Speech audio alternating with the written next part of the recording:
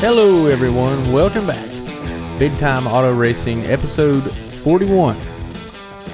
I'm Dylon Wilson here with my co-host Brandon Pierce. We're fresh off a couple of starts in the ZMAX CARS Tour at North Wilkesboro Speedway, the legendary track that obviously means a lot to both of us. We look forward to this every year. I know we kind of left you guys hanging on the preview episode, but it gets so damn busy before Wilkesboro for the both of us, and man, it's hard to do it. So I want to apologize for that to start off with, because I know we kind of told y'all that we were going to do a little preview, but we're just going to kind of have a nice little fun episode tonight and recap Wilkesboro, all the fun experiences. We both survived, top 20s, pair of top 20s, so not too bad. Brandon, you survived as well. Is the headache gone yet, buddy? It finally went away today about noon, I think. There you go. So we're making progress. Yeah. Well, a lot of people expected us to have probably the most fun out of anybody, and I think we did. I'd say we definitely did. So, yeah. I only had that bad one on All-Star Sunday. And, whew, yeah. She was a banger, though. Yeah. So, good weekend. Another great race, obviously, at North Wilkesboro Speedway. Landon Lewis kind of dominated for the, obviously the whole race. I mean, 100 laps, led wire to wire.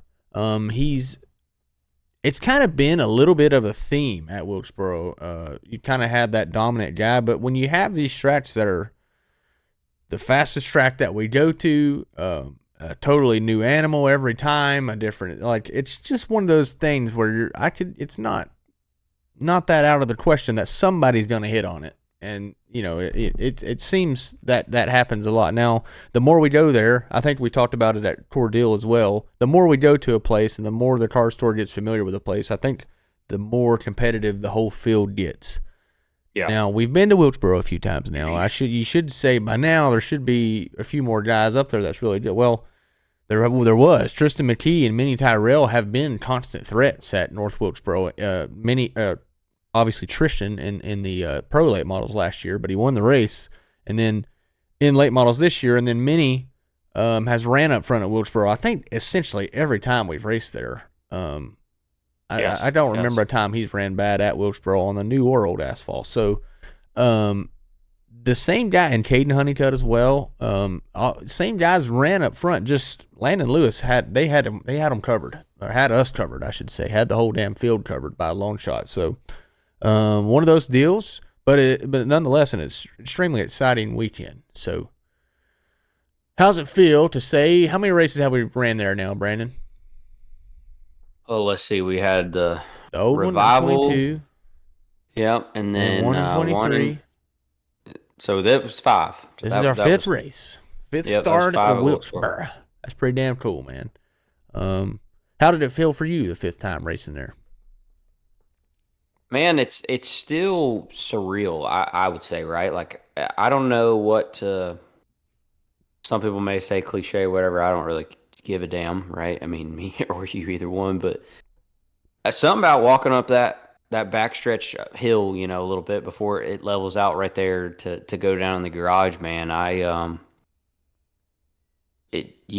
Sometimes I feel a little anxious, like almost even a little bit of butterfly. I mean, it's just so nostalgic. It's still just such a cool place to walk into, right? And see it back alive and well and thriving. And I think the biggest thing of what I appreciate about that side of it too is that, and I know you can talk about this more than anybody because it literally has been your life and been in your family's backyard, that they left enough of the oldness of it, but was able to bring back and fix the things they needed to fix back for us to keep it open, hopefully another 25 years or longer, But, just awesome weekend. Obviously it was a little chaotic, I think, for all of us, me and you and our whole gang kind of joked about how it was a little condensed, doing the Friday deal. But at the same time, too, it was really cool to see all the Cup teams in there and the guys that hung around to watch us race and to be kind of mixed in with that crowd. Awesome spotlight to be on, right? Like, I know we're going to talk on it more, but I would say for sure and actually seen a little stat that I'm sure you probably saw as well before we hopped on here that was released today about the views that we got. Yeah. So I would say that our first race on FS1 was definitely a success. Yeah, I think it was a $250,000 was I the saw that was the average, and I think peak time that night during our run time was 365,000. So yeah. yeah, it's So pretty $250,000 awesome. average viewers on a late model stock race is pretty damn cool. So Yeah. I'd say that was a resounding success for sure. So so yeah, let's talk about the race itself. This time around we both raced in it. So before we get into all the crazy happenings of Wilkesboro and the ins and outs and the meaty stuff that everybody wants to hear about, let's talk a little bit about the race itself. Now, I would say neither you or I had a super exciting race. I mean, kind of held our own. I wasn't on TV a lot by any means. I definitely not me. You ran better than me, but I think that's not always a bad thing at Wilkesboro, because sometimes when you're on TV at Wilkesboro, you're in the damn catch fence. And Yeah, like me last year when I almost made the highlight reel for ruining the leaders race. yeah, so sometimes a quiet top 20 at Wilkesboro is actually a pretty financially safe day at Wilkesboro, because anything outside of that can be pretty bad. Even if I was to run really good, I could make some really poor financial decisions very soon after that. So honestly, a top 20 day for me and Brandon might not be the worst thing, but Yeah. Nonetheless, I think a quiet day for both of us, but not the worst thing. So we'll start off with you, Brandon. How new race car for you? Obviously, a little bit of different nerves there. Meeting dancing with a new dance partner there at the fastest fucking track we go to, and probably the most intense one we go to. So how did that feel? Going into practice day and all that. Yeah. So got to shake her down for about 35 laps the Friday before, just so that I didn't go out there and eat the earth and ruin new metal, right? So that definitely allowed me to get acclimated, I would say, at least to the point of not feeling super out there, or out in left field. So felt excited, and like I told you, a little anxious. You want everything to go right. It was 2 short 40-minute sessions. We had we did have, what was it, 42 cars on property? Yeah. That initially showed up, right? Yeah. Dwindled down to about 39 by the end of practice day. Yeah. So, but I mean, and that's a perfect example, right? Like a lot going on, and I will say, and they did quickly fix that, but the first about 10, 12 minutes of practice one was absolutely fucking chaotic. Yeah. They opened up the track for green, and I'm not sure if the pit sign worker wasn't there yet, the official, or if everybody else just said, screw you, I'm going. But I felt like there about the first 10 minutes that every car was on the racetrack or damn near close to it, to the point of where I pulled in, because I'm like, this is nuts. Yeah, so I remember that. I mean, I was like, I'm gonna go sit and unshit myself for about 5 minutes, because this is insane. I think we had a caution about the first 8 minutes, somewhere in there. But once got all those, nerves and stuff out of the way, and things kind of settled into more of a normal practice, we started clicking away at it, and started making gains, which for me made me kind of be in a better headspace, because like I said, being a little bit in the nerves of new car blues and stuff like that, all that went pretty swell for us. Made our mock run and wish we could have been a little quicker, but still felt pretty good going into qualifying. And then this is where my side of things and yours turns into what sounds like a broken record. Still qualified like shit. Yeah. But was in the show nonetheless, so very thankful for that. Because again, like I said, kudos to the tour, everybody on Flow and Fox Sports 1, because we had 42 cars show up. I mean, like I said, unfortunately, some of our fellow competitors had some bad luck and wasn't able to take time, but there was still enough cars there that people had to go home. So was fortunate to make the show, and then right off the bat, not to, I know you'll be able to elaborate on it more, but all of us had to be wide-eyed right at the start. Had the big incident in turn one, and I was lucky enough to squeeze through there. I didn't really, I mean, I knew it was close, but I didn't really realize how close it was until I went back and watched the race over and then watched my GoPro of how close I was to getting in that deal. And then I'll be damned if it was like 2 laps later, we went back green, the same thing happened in the same corner. Yeah. So just, the 3, what I would call big wrecks of the night, we were right there pretty much damn near in all of them and was able to get through them. And then had some really good, clean, hard racing right there around, 10th to 14th all night. That's about where we ran. And held our own there. I did have, unfortunately, speaking of new car, we're not quite sure yet what we got going on because we have had it happen on one of our other cars this year. So all my guys at Carroll Speed Shop purposefully ran all the switches in the shop last week before going to Wilkesboro to try to make sure that wasn't going to happen again. But we've got something going on with our ignition switch panel where stuff's getting too hot and like killing the breaker or flipping the breaker on, so killing the switch on our brake fan stuff. So that last 30 lap kind of shootout, I was kind of a little screwed because I couldn't run fans because of it. The way, or for what we were trying to accomplish, I was going to basically be running the wrong fan for what we were trying to fix with balance. So ended up just going no fans there at the end, and was okay for about 10 laps, 8 to 10 laps. Was actually still being able to go forward, and then just kind of picked up our tight condition again, which is what we had fought before the lap 25 break there. And so just kind of had to hold our own. Still almost come away with top 10. I mean, literally come to the line, half a car or so back from Connor Hall. So, like I said, come home 11th at Wilkesboro, and first night out on new metal, and loaded her up in one piece and can go on and build the notebook to the next one. So, happy with that. Obviously, I think that's probably the best we could have hoped for, right, after a poor qualifying effort.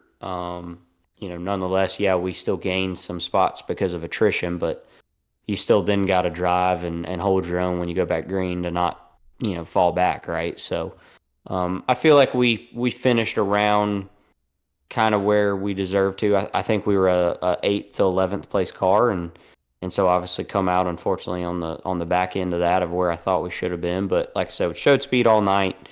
Was in contention for top 10, ran 10th for a little while, and then, like I said, just lost that spot there at the end. So hard to hold your head, with an 11th and the car being in one piece first night out on it. Yeah, definitely. Especially at that place. Not the most lighthearted place to go to with a new chassis and not grit your teeth a little bit, so... I would say 11th I would be real happy with for sure. So good run. It's probably your best run at Wilkesboro so far? No, I actually have finished 10th there twice. Oh, okay. What year? I finished 10th. I want to say... Can't remember if it was... Yeah. The inaugural year I finished 10th. Okay. I feel like I remember that one. And then I finished 10th there on championship night last year. So close to best, close to equaling your best. So definitely not a bad night. Yeah. Our night was, coming into Wilkesboro off of Wake County. My schedule's a little bit more spotty, so I haven't raced since Wake County, and kind of knew going in that it was going to be a little bit of catch up at first. So, with MKM, I think that makes that process a lot easier because I know that the car's good, I know the motor's good, and that we can go in there and just kind of fine tune it and get the driver kind of ready. I don't know, it's so hard to kind of build a platform for a race car with a driver that isn't racing all the time, with a team that isn't full time and racing every week, or a team that doesn't have teammates or nothing like that. And it was just hard to unload and be really good, no matter what kind of equipment you have. So we started off, I think, kind of mid to low 20s in the practice. So obviously not really like ideal of where I wanted to be, but felt like it was like, okay, well, I'm at least we're not real bad here. I felt like had something to gain on, at least for the practices throughout the day. And then like Brandon said, practice was hell. Like it was an absolute hornet's nest. The CARS Tour practices are pretty much always like that, but North Wilkesboro is definitely crazier because it's the one place you can't really mess up in practice, for sure, because that would cost a lot of money and a lot of headaches and a lot of bad nights for the next 4 or 5 nights that I'm going to spend at that place. So definitely have to be a little bit timid, make sure everything's good to go in practice, and I have a great team that we have so much fun together that it's we're never not serious, but like it never really feels like we're working because I always have family around me, family on the team, people that may not be blood, but definitely family. So it's just how that's always felt. And going into qualifying, I thought that our goal was probably 20th to 25th. I felt like that was like, I'd be pretty happy with that, even though that's not ideal. For like that, I think that car's capable of a little better than that, especially if I get to run more. We run more as a team, have more notes, all that, and I know it can run better. But it's just went out there and just got super free. Didn't get free at all in practice. Kind of fought tight all day, and then go out there for qualifying, gas it up, and just lose all the drive that I thought we had plenty of. I thought that I could I could not drive in as hard, and I could pick up the gas harder than most people throughout the day. And I felt like that's kind of been my mojo at Wilkesboro throughout the years. And usually it pays off a lot in the race, not necessarily in qualifying, but I do feel like at the end of these races, I'm pretty good at Wilkesboro. And just did not, I did not lay a good first lap down. My fast lap was the second lap, and that is obviously not the way to go. Got super free on the first one. Second one, I had a good lap, but all I could do was I think a 2.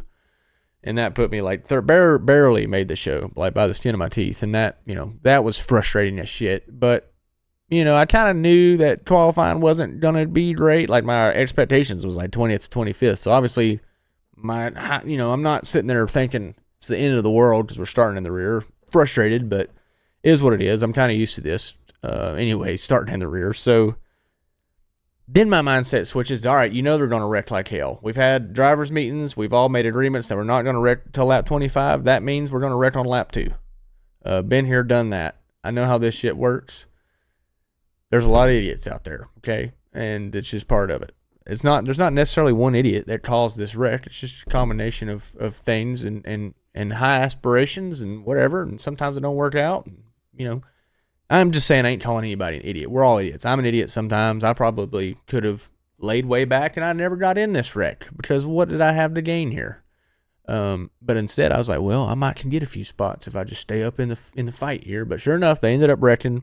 I just barely slid into it. Like I almost had it stopped. You can see it at the tail end of the last replay on FS1. I just kind of barely crept in there and just hit it with the right side. But golly, it crunched up bad. It ripped the damn rocker, the crush panels were all bent up, exhaust was all jacked up. I was hooked on the car that I got stuck on. I got hooked on the right rear. Never had any like front end, like mechanical damage to the wheel or anything. So like I knew it was a soft hit, thought we was fine. Ended up getting unhooked, rolled off, and they went to work on it. The guys had to rebuild the whole right side. They tore up our jack plates. They started cutting jack plates in half, plastic ones, aluminum ones. They was riveting random pieces onto the car to hold it together, bare bonding everything, the B post, C post, everything back together, and it held on. But what I have figured out is that when you're going about 140 miles an hour at Wilkesboro, you need a little bit of side force if you're going to pass somebody. And when your right side is made out of jack plates and half stuck out rivets and duct tape, it's just not going to hold up real good when you're going that fast. Now, a Hickory or something like that might can make that work. But here, every time I would catch somebody, I would catch a pack of guy, 3 or 4 cars ahead of me, and I was running probably 25th or something. I'd catch the guys running 24th to 20th, and I'd get right up to them, and all of a sudden I'd get super free. Anytime I'd get right in their dirty air, try to get up to them and pass them or make any kind of move, I had zero side force. So I tried to do everything I could, in-car adjustment-wise, brake-wise, fan-wise, driver-wise, line, everything, and just could not make a pass without getting wicked free. So basically what I'm saying is I think I just kind of learned about side force a little bit. Like I've never dealt with it that much. I mean, I know my, some of it has to do with how my car's handling, and maybe I got it set up too loose and all that, but man, I definitely feel like I could see a major difference as soon as I get in somebody's wake versus not. And I know that's going to happen whether you got side force or not, but it's that's my experience, and that's the reason I felt like I couldn't make any passes because I could catch her, I could run a pack down, and then as soon as I'd get to them, I'd get wicked free. So basically that was the story of my whole night. We would pit, try to work on it a little bit. We would keep some track position, and once I would be in front of people, they couldn't get around me. Like I was okay in that regard, and most of them behind me did have some damage too, so that was to my benefit as well. But so never really could get up close to a car that didn't have a lot of damage and was pretty good and pass them, but was able to among the other modifieds out there, I was able to get around them and hold them off, and we kind of essentially not really limped home, but limped home to a 19th place finish. And I don't, it's not a real bad thing. It was just frustrating to me because of how I would catch somebody and then it would go to shit, right? Like that's why I was so annoyed. Yeah. I was like, God dang, it feels like it's just me. Like I feel like I just forget how to drive as soon as I get to somebody. But I don't know, just talking with the guys and stuff, like, man, I don't know. It's just, I don't know how to tell you, or it's how you just got to experience stuff like that to know, maybe things to do different next time or whatever. So either way, 19th, not what I wanted for MKM. I wanted to give them a top 10 again, just like we did at Wake County, but it was still a good positive day for us. We made the show, didn't tear the car up too bad. I mean, just cosmetic stuff mainly. And I felt like I learned quite a bit. I don't want to say that it was just an absolutely great racing experience for me, because I mean I was pissed off, man. It's frustrating as shit when you don't run good, but I'm the happy guy to be there, and I'm the local and all that, and I'm always going to be thankful to be there. But I don't want anybody to think that I don't take it as serious as I should or anything like that, because it grinds.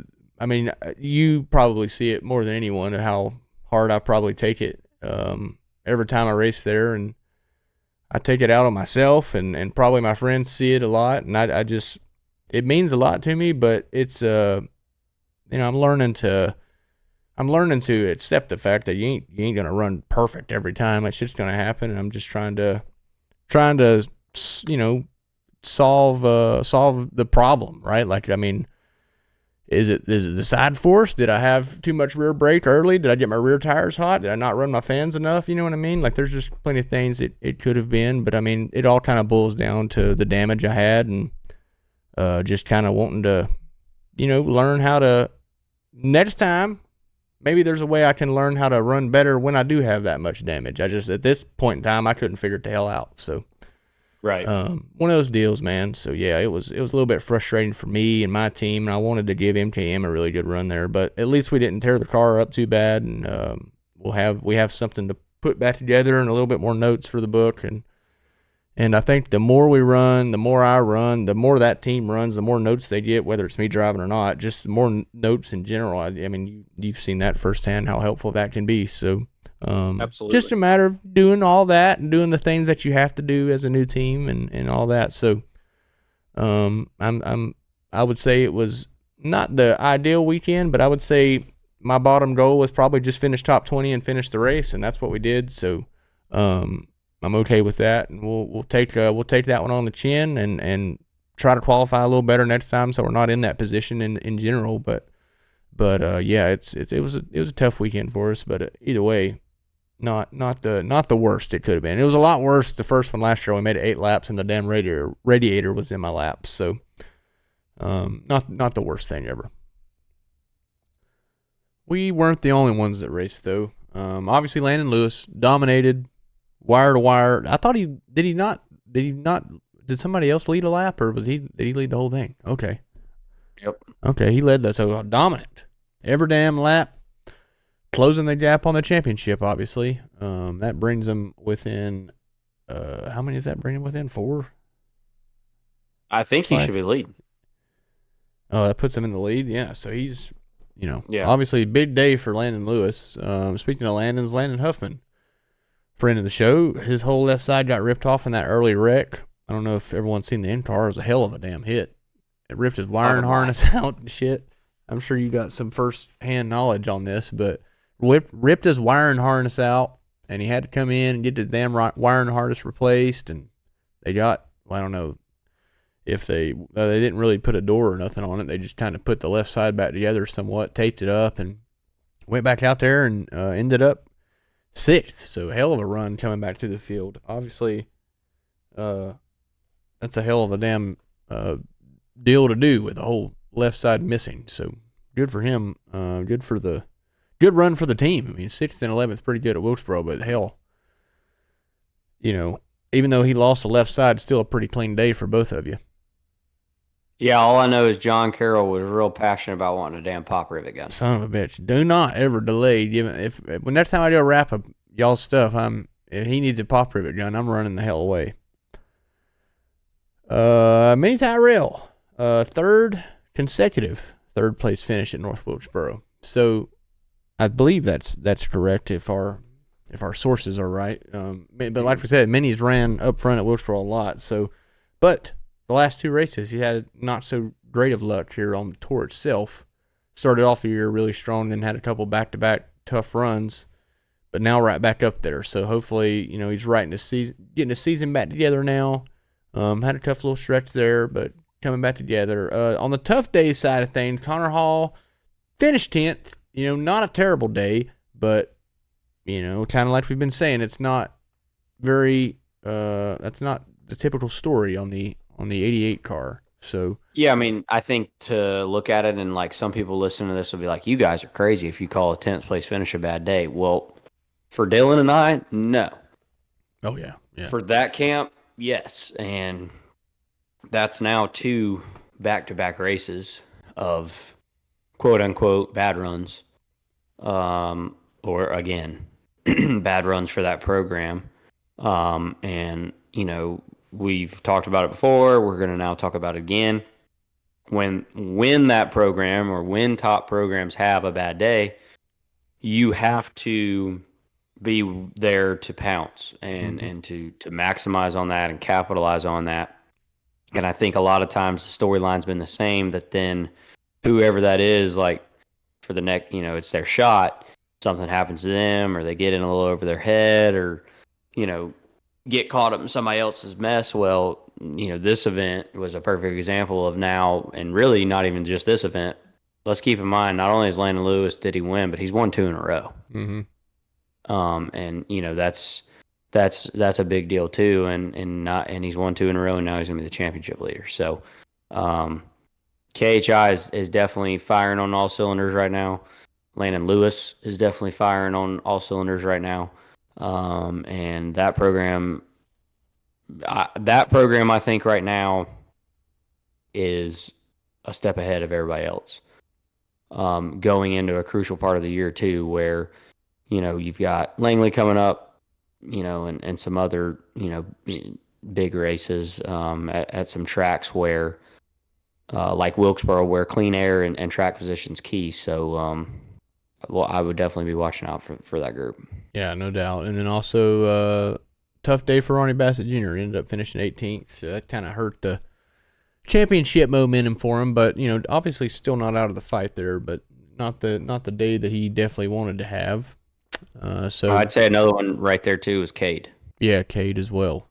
Not sure where he ended up, but definitely not an up to par day to his current standard this season. He's been very consistent this year so far. He has, yeah. Really up until this one. So just one of those deals, man. It's not the halfway point of the year, but it almost feels like it in a way, just because when Wilkesboro gets here, it kind of really changes the pace for the rest of the year, right? Like everything's kind of different. Everybody's probably running either a different car or have tried a different car at this point or something or whatever. So so there's a lot of that, and you'll see things change. I think even at Langley, you'll see maybe some comers and goers that you didn't see before. So I'm excited for what's coming of it. But now that we've talked about kind of all the happenings of the race and the ins and outs of it, we kind of covered the big early melee and our races itself, and then Landon Lewis's dominance. There's a couple wrecks in there, and there nothing too crazy, no big bad wrecks late, but never lacks a few exciting ones at Wilkesboro, especially early. So you got to watch out for those. Let's get into the track ratings. Wilkesboro is always a fun one to rate because it has an abundance of things to talk about every time we go there. Starting off with this track rating is going to be fun factor. So how was the quality of racing, passing, strategy? How fun was it to race this time, Brandon? Let's switch it up this week. Let's let you go first. Yeah, let's let you go. Let's let the home team go first. Well, it's definitely a more gripped up and more fast track than any late model track we go to. It's bigger than any track we go to. So it's definitely has a weird style of racing to it. It's not really weird. It's just kind of on a bigger scale. The straightaways are just kind of longer. You're going a little bit faster. Everything's kind of more on edge. I feel like you can wreck at any second because of how fast, how much faster you're going. So with that, all that being said, my race was a little bit dampered because of the damage I had, so I didn't get to race like hell, but I do feel like if I would have been able to carry the momentum I had when I would catch a pack and carry that on into it and race them, it would have been super fun to race. And now, obviously, the cup race and stuff looked super badass to race, and they was running super high. We're not going to get up that high and stuff. The grooves are not going to be that wide. We would be in the catch fence if we tried to run up there, but it would...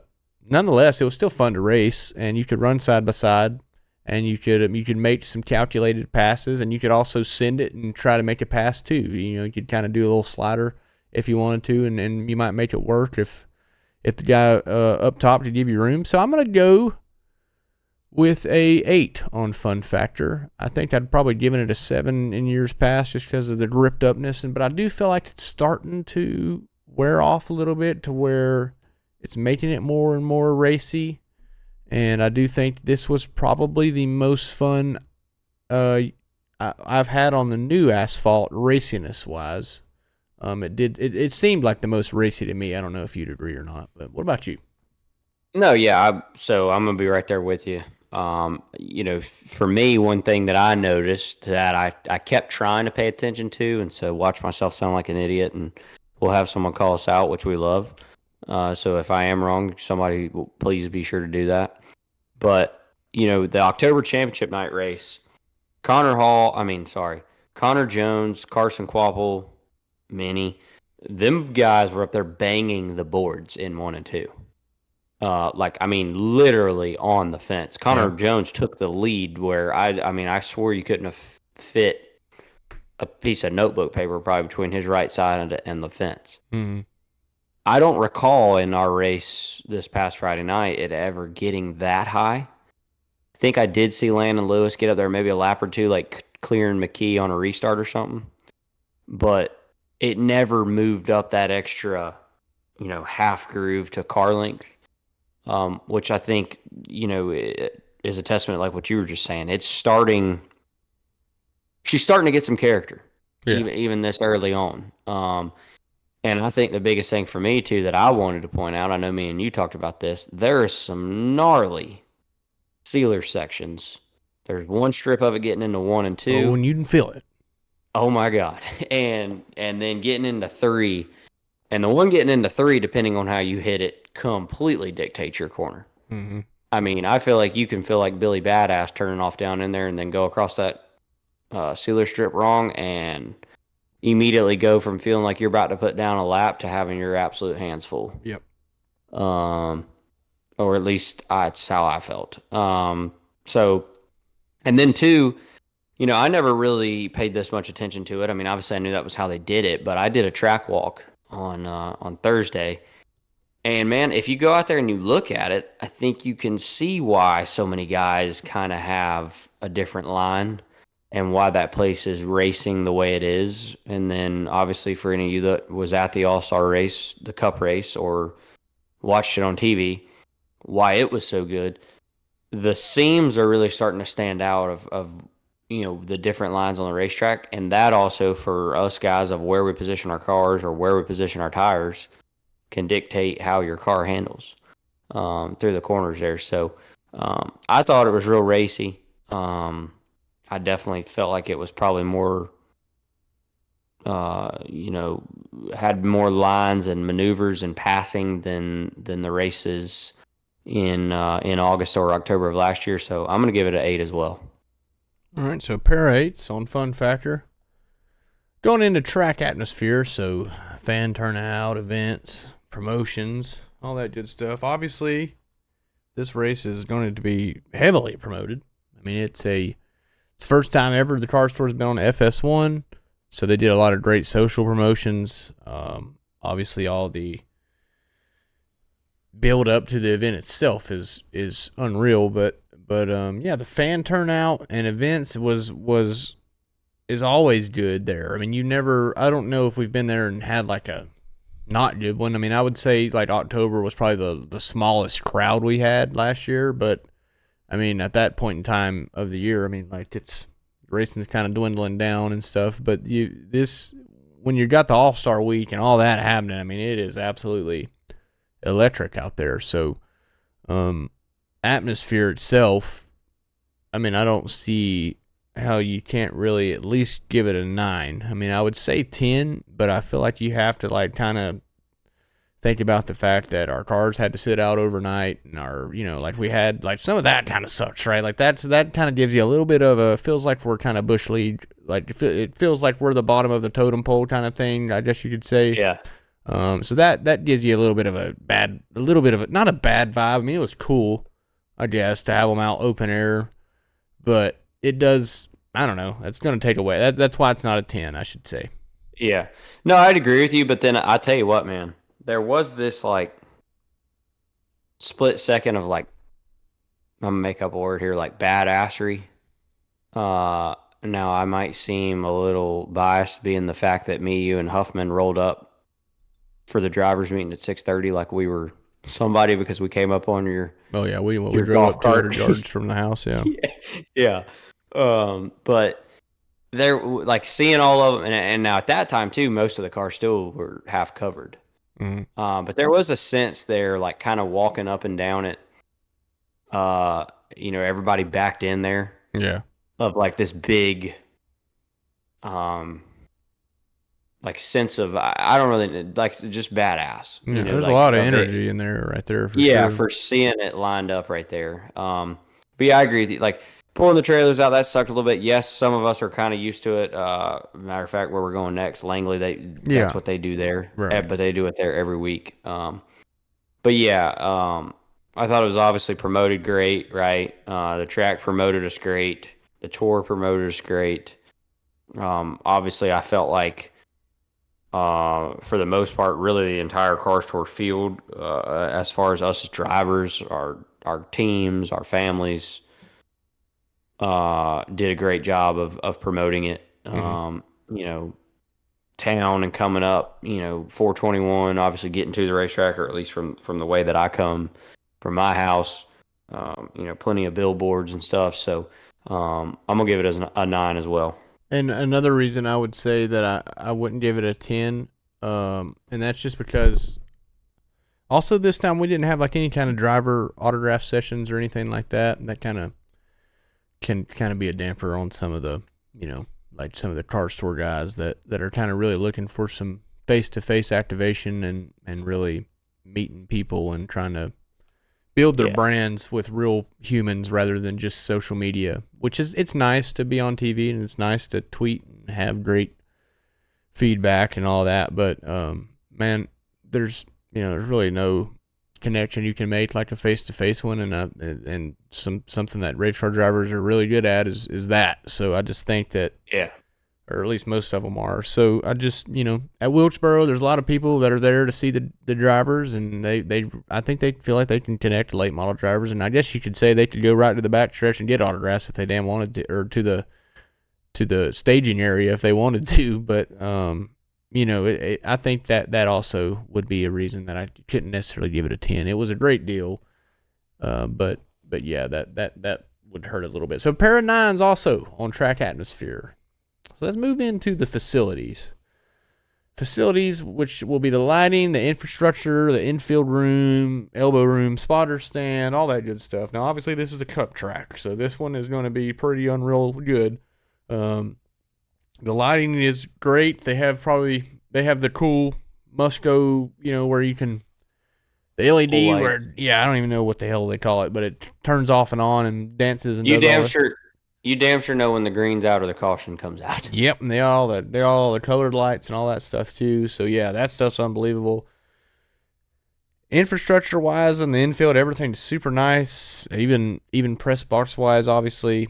Again, it's a cup track. Infield room, there's actually a lot of infield elbow room there. I mean, it's a the biggest track we go to. Spotter stand is in a weird location, but it's probably got to be the coolest one that spotters go to all year. Like at least where you get to stand at, the views you have behind you and everything you have all around. I don't feel like there's gonna be too much complaining to do there. So man, I'm gonna have to give this one a big time 10. Big time 10 on the facilities, infrastructure, infield room, and all that good stuff. Yeah, I mean, I can't argue with you there, right? I mean, it's like you said, it is a cup track, right? So, but like, I mean, full size pit stalls, the whole 9. Plenty of elbow room, even with the cup stuff there this weekend. I mean, it's cool having a pit box or a pit stall. Yeah. I mean, there's plenty of room on pit road. Yeah. I mean, plenty. So. Like I said, man, it would be hard to beat what you said. I mean, because like I said, there's, you got the trackside parking with the motor coaches and stuff and fans back there. So yeah, I give it a 10. All right. Double pair of big time 10s. I think that might be the first ever pair of big time 10s. I think you're right. All right. On to bathrooms and concessions. Every week, we pretty much do not eat anything at the track because me and Brandon don't really eat on race day, or not track stuff on race day. This track itself, there was... Now, did they have a food truck on the infield this time? I'll be honest with you, brother. If there was one there, and I went to the bathroom multiple times, I didn't see it either. All right, I don't think they did. So I didn't really pay a whole lot of attention to concessions this time. Gonna be honest, kind of shitty on my part, but I did not. Bathrooms stayed flowing for me pretty good the whole time. They do have pretty nice bathrooms there. No complaints. I think they have 4 urinals and maybe 5 stalls or so, and double side actually stalls on both sides. So pretty good amount of room. Plenty of porta johns, and all the ones I used were clean. Yeah, plenty of porta johns, pretty clean. So bathrooms are pretty nice. I did get a report at one point from a tire guy that said it smelled like an elephant died in there. And so I don't know who killed an elephant in the bathroom, but at one point I was told by Roper that an elephant died in there maybe. So good old Roper. Yeah, I'm going to guess Roper. That was probably on Thursday too when we were there from 7:30 in the morning until 9 o'clock at night. I think that was Roper that told me that, but I'm sure. Pretty positive it was. So yeah, That was the only negative to it. There was evidently a terrible stench at one point, but they do make it nice. And I'm glad that there's porta potties all around. It's a pretty big track. You got to be able to get there close. Now, here's what I have to complain about. I got to complain about something. Where the hell was I supposed to piss at before I got in my race car on Friday? I will say that is you Ain't not one porta potty up there waiting for us, and there was 38 guys that had to take a piss right then. Yeah. 37 guys and one female lady. I don't know if she'd have to take a pee or not, but she might have. And if she did, she didn't have nowhere to do it. Yeah. Neither did I. Well, I did. I could have went 200 yards down the hill, and that'd have been all right, but I'd have been late as shit getting back. So, yeah, that would be my only complaint. There wasn't none on the outside. So, since they didn't have full-service bathrooms ready for us late model drivers right there ready in queue on the back stretch before the race, I'm going to give it an 8 because there's no such thing as a 9 or 10 bathroom. Yeah. No, I agree. That would have been nice. I mean, I did find one, but it was the one that I knew that was there over near sign-in. But that was still a decent hike. That's a hike. Yeah, for the time slot that we had as far as, when we needed to be in by. Well, I guess they did have some for guys that qualified up front. Yeah. But for us guys, we need some in the rear. I mean, y'all got to get porta potties all throughout the field. Yeah, one over by the helipad or something, which actually now thinking about it, I mean, because me and you probably only passed that specific spot 100 times over the weekend. I think there was one over there, but yeah. It'd have been nice if there was a couple lined up there at the top, but I changed my mind. Outside that, I'm doing 7. I changed to 7, just decreased to 7, just because I'm pissed off because there wasn't a bathroom for the guys that qualified in the rear. Yeah, man, I'm torn on it because I think I think you can go either way. But to be fair, because me and Dylan tried to do that on the show, well, not try, damn it, we do that.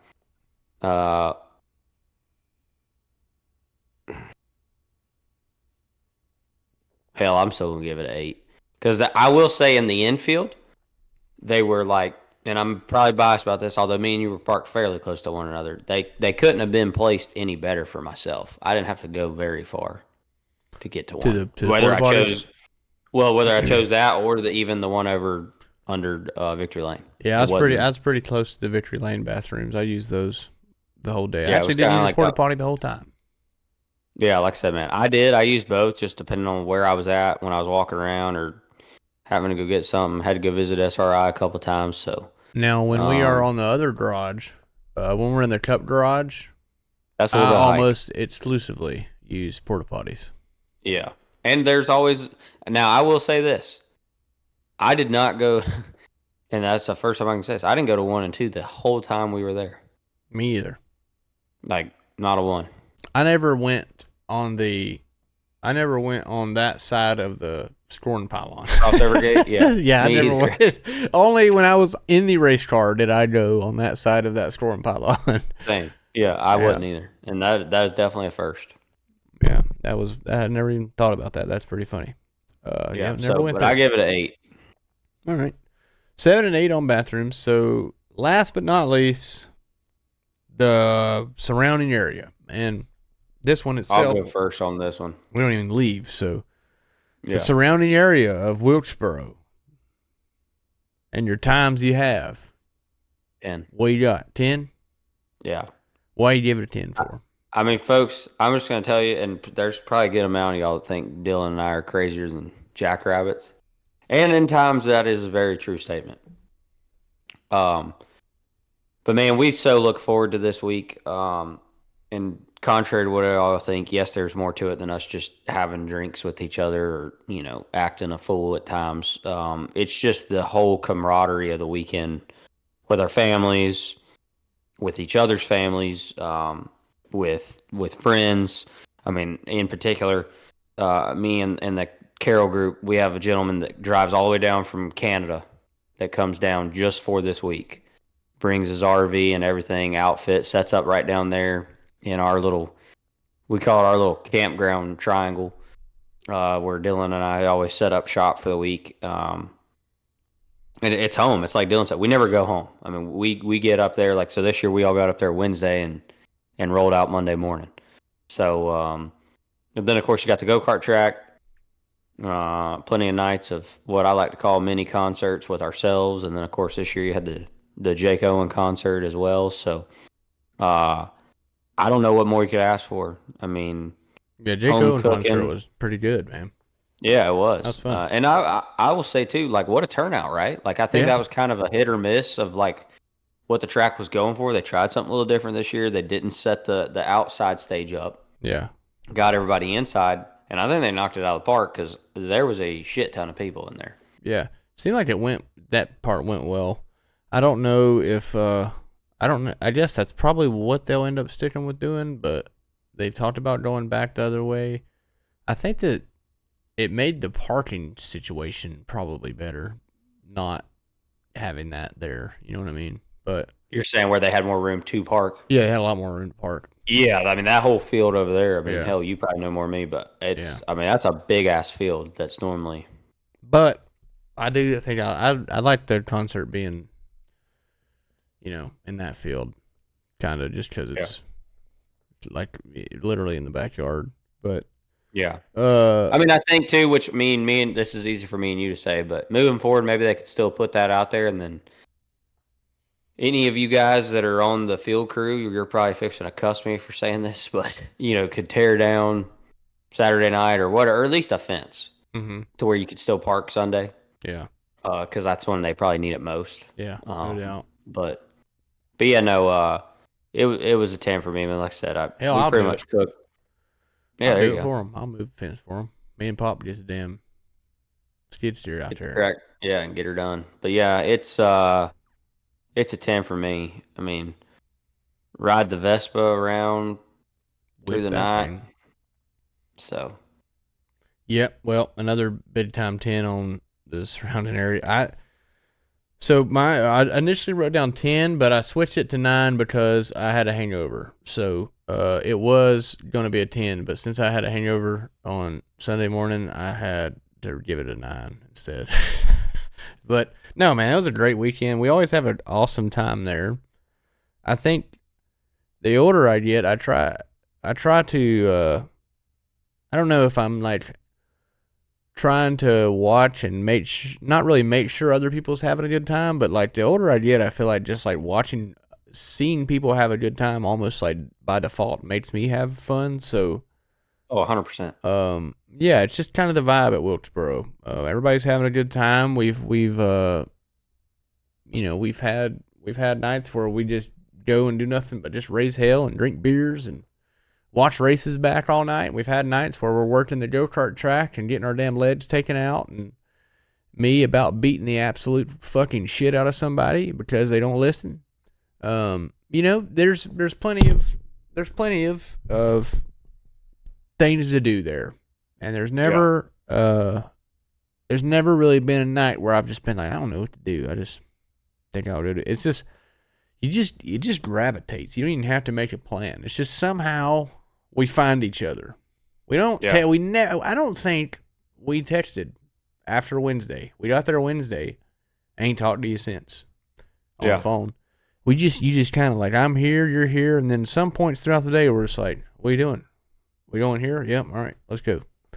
They also had a cigar truck this time. Went and got some cigars. That was neat. So yeah, I would say if it was impossible to get a hangover, I would give Wilkesboro a 10 every single time. But I'm going to try to be a little hard to give on my 10s, so I'm going to stick with a 9 on surrounding area. I'll change mine to a 9 because I did get hit. Oh, that's right. Yeah, you about lost a leg. If you about don't lose a leg at go-kart racing, then then you probably give it a 10. So back to 9s. Yeah. Yeah. Pair of 9s on surrounding areas. Yeah. Okay. Pair of 9s on surrounding area. Yeah, go-kart racing night was fun, adventurous, very dangerous at points. People don't listen at all, especially when they're a few beers in and they say that they're not a few beers in and they ride anyway, and then they proceed to race on pit road while me and Brandon are trying to stage them. And then I have to yell at Brandon and tell him to jump over them and watch the hell out so you don't get your legs taken out. And then I firmly and not so politely let that guy know that he made a mistake. And if anybody else does that, they can get the smoke too. Sometimes you just gotta lay the old law down at Third Turn Speedway. And there's crazy. I've heard all these stories over these years about, man, these crazy nights after the races, and there's all these races happening, and man, it's so cool to live it. It was not that big of a deal. It was really just kind of a funny thing that happened with me that night. But we did have, I think, I do feel like that same thing that we just said with, like, me and you and Landon riding up the hill to go get in our race cars right before the race. That's pretty cool. Somebody probably took a picture of that, of us three in our fire suits. We didn't even think nothing of it. We're just like laughing, riding up the hill, and we go getting our shit and don't even say bye. We just get off the cart and go. Yeah. Because we know we're gonna see each other again right there after the race, go drink beer all night. That's cool stuff. We're gonna look back on that and be like, man, where did the time go? You know what I mean? Like, it's gonna eventually it's gonna suck. But anyway, let's do some quick math and figure out what the final score for Wilkesboro 2025 version 1 is. All right, quick math is over, and we have a new record here in the B-Tower scoring system with an 8.7 at North Wilkesboro Speedway. So big old 8.7, well-deserved. Obviously, nicest facility we go to for, obviously, and the most money was also spent there that we'd go to, so rightfully so. Means the most to me for sure, so I'm going to give it more score every time. But I mean, man, 8.7 is, I think, a pretty accurate rating for North Wilkesboro. As new as it is, as clean as it is, and how how professionally ran everything is around there. It's pretty hard to argue with a really high score for that track. Yeah, no, absolutely. I mean, I agree. And, one thing, too, that I think that both of us, which it probably is obviously understandable, that gets factored into that, too, and us talking about, hanging out in the nightlife. There's people, man, that we don't get to see, maybe ever, except for that week. Mm-hmm. I mean, one person in particular is Trey Schuler. Great guy, but comes up there every year, brings his camper up there and hangs out. Super cool guy, and is at the fence normally with his kids. If there's a caution or something, talking to us, or getting our attention, man, shit like that's cool. For me, we're just late model guys. At the end of the day, that's what we are. We love racing. We're passionate about racing, passionate about it at every level. But we're very fortunate for what we're getting to do. But to those people, we're a big deal. And and them getting to come down there and hang out with us and stuff and do the go-kart track and interact, it's just always really neat. And then too, though, I enjoy, and I know Dylan does as well, that side of it too, of I get to walk out of my camper in the morning and still be a normal human being. Mm-hmm. Of as far as can walk over and go eat lunch with my buddy or breakfast or go run up to the store. I don't have to walk out of a driver lot and need security, or whatnot. Yeah. Like, we want to interact with people. And I'm not saying that every Cup driver doesn't, right? Oh, yeah. But it's definitely different, and I still feel like it's just got that more home vibe of what we're able to do and that week and everything that surrounds it. So definitely a great point that you see people that you never really see. You know what I mean? Like you can see somebody only at Wilkesboro every year, and I feel like I can think of 5 to 10 people that I only see like at either the Neon Shack or at the racetrack at Wilkesboro at some point, like throughout that week, and that's the only time I see them that year. And obviously very thankful for that, but it's just one of those places, man. It's a magical Field of Dreams style place, and it never falters. It always has that feel, no matter. It's never gonna feel like the first time we were ever there, like that magical, like what hell is happening right now? Like that felt like I was in a dream. I couldn't stop crying during caution laps, like. That's a whole different scenario. But now it's just starting to feel like, it feels like it's, we're back home and things are going the way they're supposed to be going. They never should have stopped. Like I don't know why they stopped. It's, what I mean? Feels like a damn divorce that happened between a couple that never should have broke up. You know what I mean? Like racing in that racetrack itself. So I don't know. That's really genuinely. It's like if a damn toddler has his damn parents get divorced and they get back together when he's damn 15 and his life is the shit. Then his Christmases are awesome. Everything's great. You know, that's pretty much how I am right now. That's, you know what I mean? That's for lack of better words, that's essentially how all this worked out. So, man, it's been fun, and I don't know how much more fun it can get, but I feel like every time we go, it's something new and better happens, including this last time. We've seen the most drunk person I've ever seen in my entire life. I've never seen a man drunker still walking. We sat there in front of the neon shack and videoed this man just trotting around, stumbling around, Wilkesboroing around is what I would call it. Just Wilkesboroing. Yeah. He's burrowing is what he's doing. He'd take him. And what I think happened here to the old boys, he's lost. Yeah. Couldn't find his old camper, and they all look the same. Been there. But this man was as drunk as I've ever seen a human in my life. And that was funny. We named him Orange Shirt Guy. And he, Orange Shirt Guy, was about an hour's worth of entertainment for the Neon Shack. So, hopefully that guy felt better the next morning, because I feel like he was headed into a rough damn day. Whew. Yeah. Rough day for that guy. But, you know, it's just one of the, you know, you see something new every time. Whether it's that, whether it's, you know, the most torrential downpour rain you've ever seen in your life. You know, there's just something crazy. It seems like happens every time. Jake Owens' tour bus got stuck in my grandma's yard, tore her yard all to hell. That was new. That's never happened before. And she don't care. She likes Jake Owen. Matter of fact, she said she thinks he's hot, so she don't care. And Jake Owen has a lot of great songs. A lot of them. I did know that. Because I listened to Jake Owens on my, you know, in the playlist. But I forgot. I was unfamiliar with how many hits the guy had. Because, I mean, I thought he had 3 or 4 sing-along songs. He had probably 15 of them. Yeah. It seemed like every song you could pretty much sing word for word. I had no idea it was like that. So that was my kid's first concert. That's neat. That was my kid's first cup race.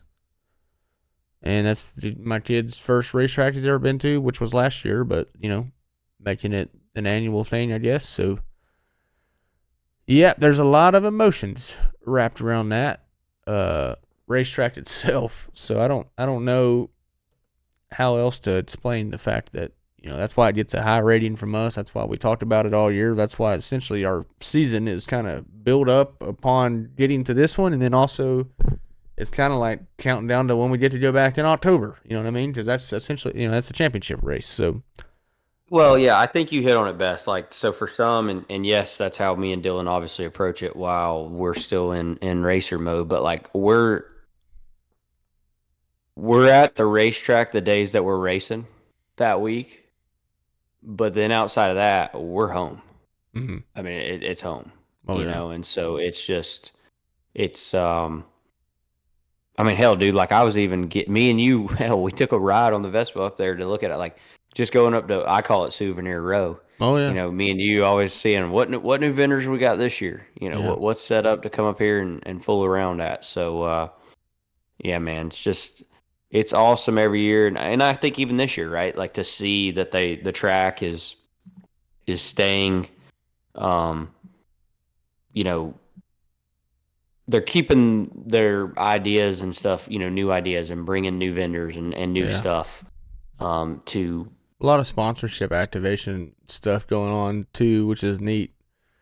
Especially in what some would consider not a very big market in North Wilkesboro, right? Like you're going to have a lot of sponsor activation tents when you race on the street course in Chicago, but not necessarily maybe in North Wilkesboro. But here lately, it seems, or this year at least, there was a lot going on up there.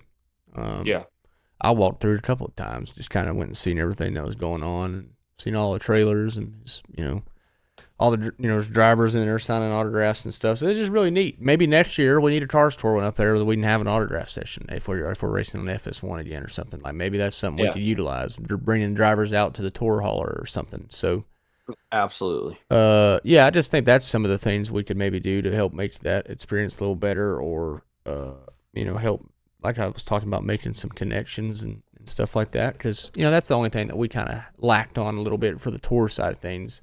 I don't think the fans necessarily need it because they're going to have cup drivers they get to get autographs from, but a lot of us late model guys need that. Like I said, I mean, it's we need those connections because you never know Right.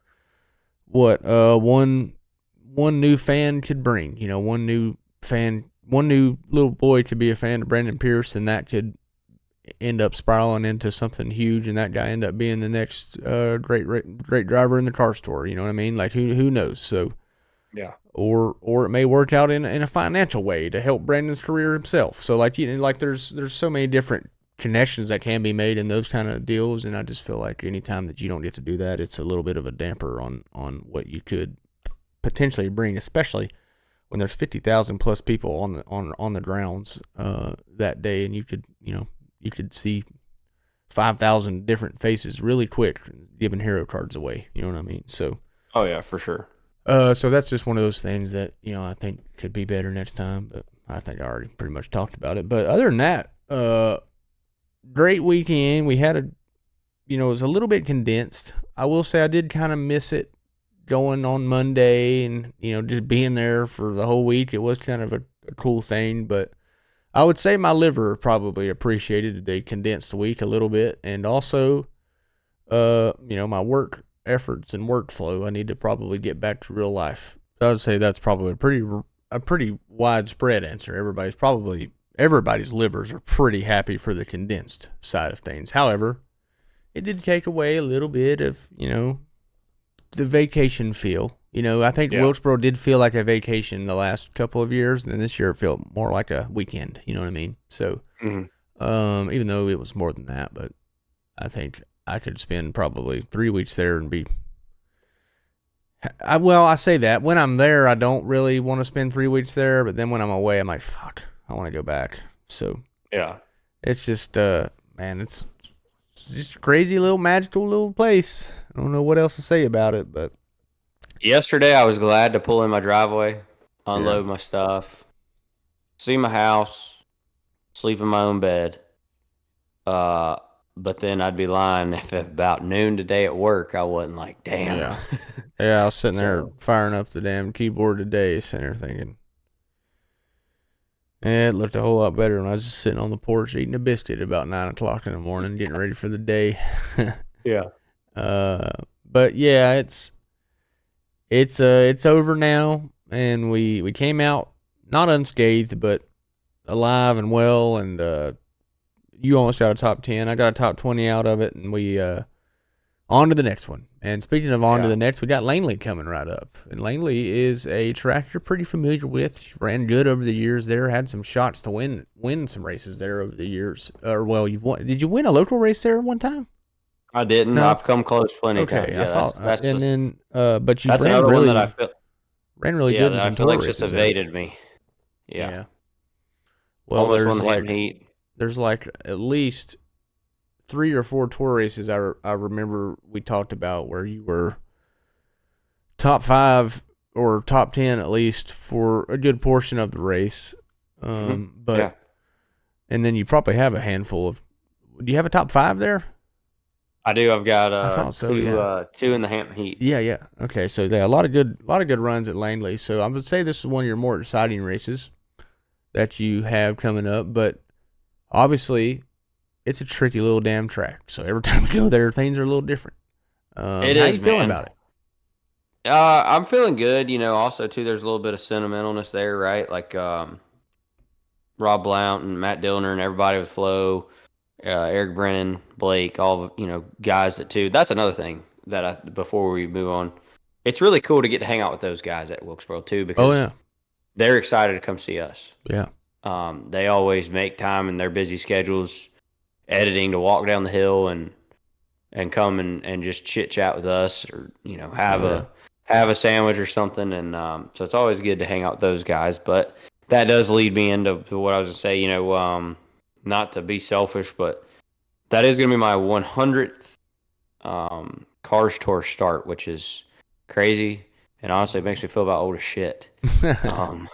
But it's a cool stat. I'd be lying if I said otherwise. It's going to be a big deal for myself, for my family, and for all the great partners I've had over the years that I've said more than once are pretty much the same ones that I've had since I've started, which I think is really cool. Oh yeah. That that's just as big of a deal for them as it is for me. So, and really, truly, kind of like you touched on, it couldn't be happening at a better place because it is one of my better racetracks. And like you said, it's a tricky old girl. I mean, she's flat, and you're constantly turning. And it is got some abrasiveness to it. It is up in the beach, the Virginia Beach area, Oh yeah. Hampton.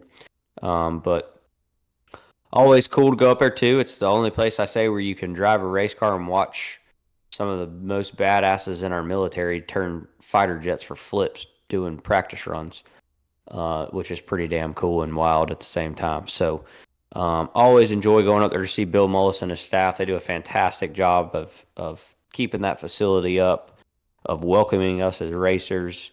It's a neat little area to be in as far as nightlife and stuff.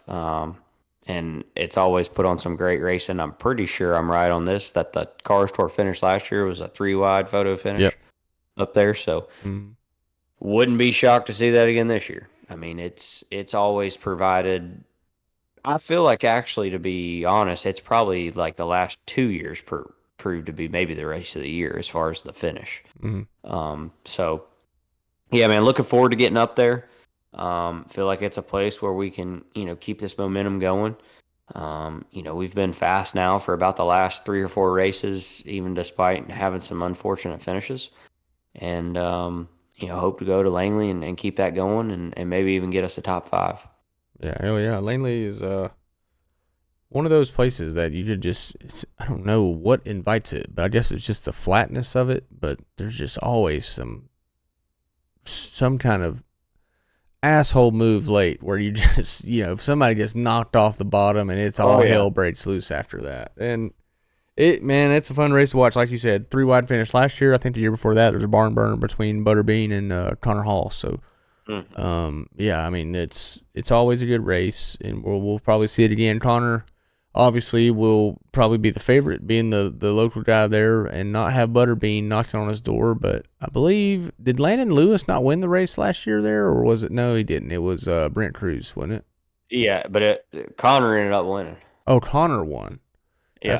That's right. So Connor ended up winning it, but it was damn close.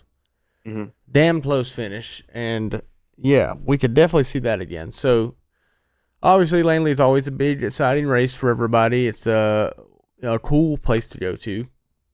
Like you said, I'm pretty jealous of going up there. It's a lot of good seafood in that area and stuff like that. So, There is.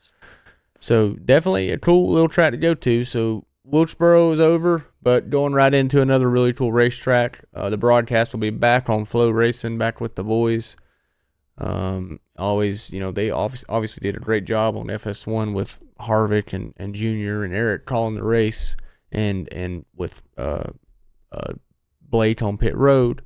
And it was just it felt, I mean, I haven't even got to watch the entire broadcast, so the part of the broadcast that I did see, I thought was phenomenal. But the cool part is beforehand, they were like, look, 9:30 comes around, we're going to be cut off, so we cannot have a bunch of red flags at the start. So we had those red flags early. I was getting nervous. I'm sure you were too. And then, like, the race happens, and I'm sitting there thinking around 10 to go, I'm thinking, God, it really feels like 10 o'clock or 10:30 or something like that. I hope the race is still on TV. Yeah. And, yeah, I came in, and I got confirmation that it was. So that's pretty badass. Yeah, no, I agree. And, that was, I will be honest with you, too. I remember sitting there for the second red flag on the front stretch, and I looked at my watch, and I'm like, oh, shit. Yeah. We've ran this puppy in pretty late and had completed under 20 laps. You remember what time it was then? It was like 9 o'clock. Oh, I mean, it was. Damn. It was not. Yeah, we were not. Not a great. Yeah, not a we great weren't look. sitting too pretty. Yeah, Because remember, they went ahead and called us for the stoppage to clear out the Cup garage early. Yeah. I was supposed to be lap 25 30. Well, we never made it at lap 25. And they still threw the lap 25 caution, though. Correct. Yeah. Yeah. So, yeah. And then, too, you know, like you touched on, man, I thought that everybody listened pretty well to what Kip asked of us, minus wrecking at the start. Yeah. Lining in line. Yeah, and like it's me because me and you've talked about that. Like that's why we've been running people out of gas. That's why these damn races have been going way too late. Kudos to everybody for finally getting your shit together and doing that right. Now let's just clean up the driving, the racing part. Yeah, because again, great job everybody getting them in gear, not knocking the ductwork out of it. That was great. Let's just get through a couple more corners, maybe. Yeah. Let's at least get to that first comp caution. Maybe. But yeah, it seemed like the 2 and choose was like instant about every time. Yeah. Like it was always 2 and choose, like about every, and that was fast. Felt like we didn't run a lot of caution laps ever. I always felt like I get more tired when we run caution laps more than I do race laps, just because it takes so damn long, get hotter and all that. So I felt like it was a pretty quick race, given we had a couple red flags, and you know, everybody that's gonna watch it, I was like, "Yep, I knew they'd tear shit up." Blah blah blah. Well, all right, I'm sure you did. Okay, good guess. Right. What the hell do you think the odds were for that? Minus 10,000. Obviously, we're gonna tear some shit up. We got 40 of us driving into damn turn 1 at Wilkesboro at 160, and we're all dumb as hell. There might be 3 or 4 smart guys out there, but. Anyways, yeah, it's just one of those things. It's you can never say there's a perfect way of making 2 and choose super fast every time, but I do think that if they can take what they did at Wilkesboro and implement it into other tracks, then I feel like it should be. I don't know exactly what they did, but whatever they did, it seemed to help a lot. So it worked. I don't know if the track being a little bit bigger obviously optimized for sure scoring. But I will say, like, I mean, pace car speed don't change, right? So, like, it wasn't that much longer. Right. But, yeah, I thought the efficiency of that was great. Well, with the amount of cars we had on track, it almost scales out like a shorter track. You know what I mean? Yeah, exactly. Yeah. So I do feel like we all did a pretty solid job of getting everything lined up pretty good. I mean, I never really had anybody argue much or anything like over a position. Or see any kind of arguing really go on much. So I feel like they must have been very quick with communication on who lines up where, and that's good. So big shout out and kudos to the tour and the tower, obviously, for making all that nice and efficient. That was really cool to do that. And I think that's probably the only reason we were able to really finish on TV, because of how fast we at least did that. Yeah. For sure. So yep, great weekend overall. I do think Langley's going to be very exciting, obviously, here in a couple of weeks, but we got a little bit of recovering to do up until then. We still a bit of a Wilkesboro hangover going on, I would say, but obviously miss it and can't wait to get back there. If we got to meet while we was there, it was nice meeting you. If not, we'll catch you next time. Be sure to go and like, subscribe, and rate the podcast. It helps us out tremendously. We are actively looking for anybody that wants to advertise with us and come on board and be a part of Big Time Auto Racing. Got some merchandise and stuff like that in the works we could add you to and maybe get you a little more exposure out there. Got some cool stuff in the works, so we'll keep everybody in tune with that. But until next time, we'll see you guys after Langley. And hopefully another barn burner race there, maybe an old BP top 5, like you said, and nice good weekend up there in the old, in the coastal area, there at old Virginia Beach area. So we'll see how it all goes. Thank you guys for tuning in once again. We'll see you guys next time on Big Time Auto Racing. Peace out.